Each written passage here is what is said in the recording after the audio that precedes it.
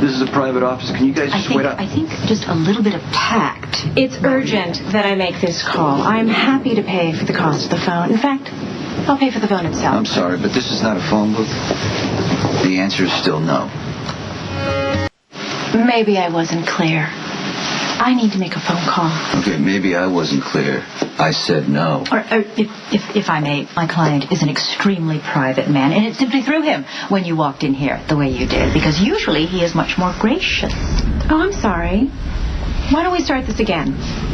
The storm has wreaked havoc with our cell phones, and so we were looking for a landline. And after some confusion with the directions, this place seemed hospitable. Oh, so that's what happened? You got lost? Well, you don't need a phone. You need a GPS system. Let me try this one more time. I need to make a very important phone call. I'm on a deadline. I need to keep my line open for my business. Okay, your prerogative. You might want to introduce your client to the miracle of call waiting. Clarice? It was lovely meeting you. Do you know who that was? Howard, somebody? Kate Howard, editor-in-chief of Couture magazine. She is an icon, and her magazine is practically the Bible in the world of high fashion. So that's where she gets her God complex?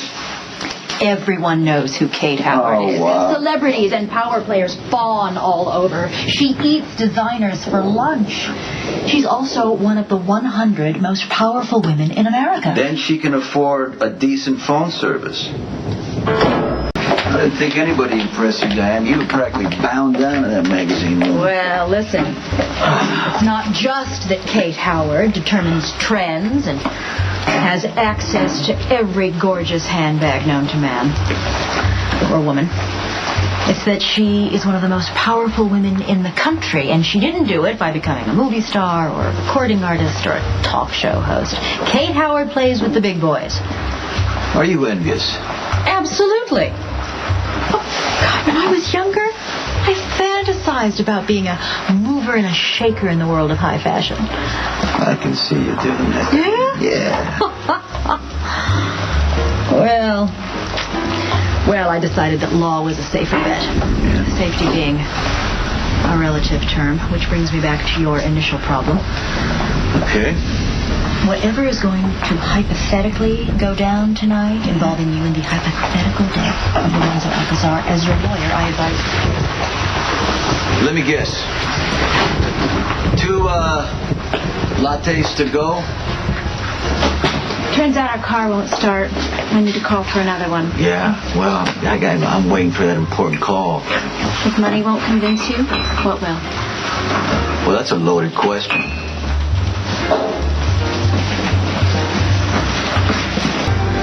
It's a shame about your car trouble. Maybe we can find someone to look under the hood. May we speak in private?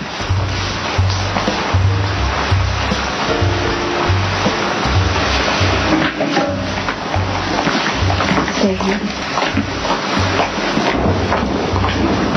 Any chance I can get a decaf? Is there any chance I could get a deal on that fabulous chamois skirt on page 63? I can tell that you understand business, so I won't bore you with the details of mine, but there is an entire spread about to shoot in Argenton-sur-Creuse for which the clothes are not even ready for. Now, I know, you're saying to yourself, how is this my problem? Well, it's not. It's mine. In truth, it's the designer who screwed up, but bottom line, if I don't speak to my people in, well, the next 10 minutes, you don't want to know. That's the first thing you've said that I agree with. Okay, I really didn't mean to offend you by offering you money, but surely there must be something to convince you, a designer dress for your wife or girlfriend. Both? Okay, how about a trip to Sundance or Cannes? I really need to get on the phone and clear this up. I know.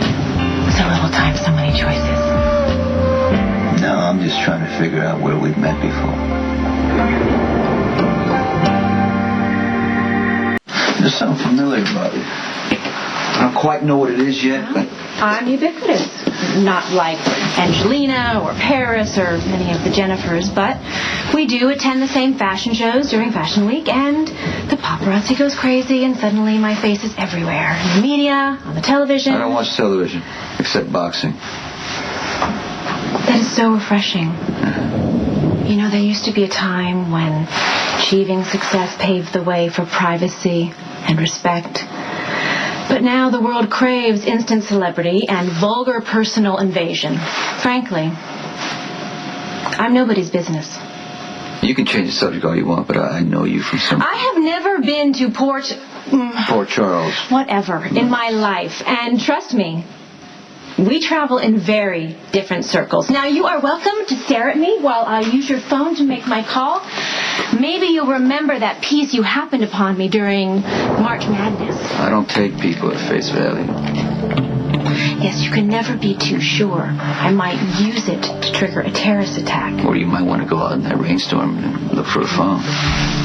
Or you can tell me a little bit about yourself, and maybe I'll find it in my heart to get somebody to fix that car for you. No, this call is for Paris. They can... Wait. Okay, fine.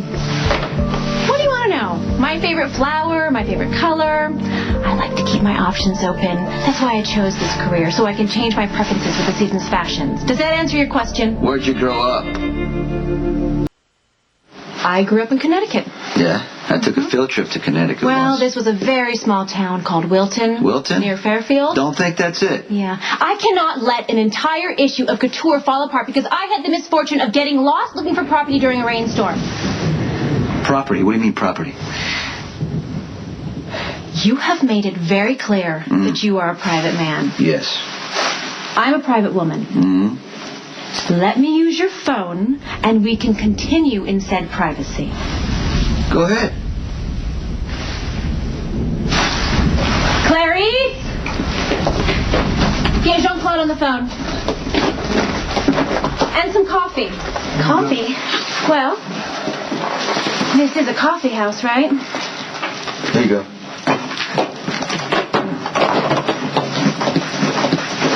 If you don't mind, this won't take long. I'm not... You can make the call all you want. I'm not going anywhere. Miss Howard never allows anyone in the room when she makes business. Oh, save your breath, Clarice. Make the call. You are oddly paranoid for a man who sells coffee. So are you, for somebody who likes their name and face in the papers. I never said I liked it. Jean-Claude, Kate Howard calling. Jean-Claude? C'est moi. Je sais, Jean-Claude. C'est que tu ne peux pas faire les photos sans les amants. Oui, mais ils vont arriver tout de suite à Calais. Oui. Tu auras une petite allée de 2 heures. Mais comme tu es tellement gêné, personne ne saura. Connecticut, my ass. Your name is not Kate Howard. You are Connie Falconeri from Bensonhurst.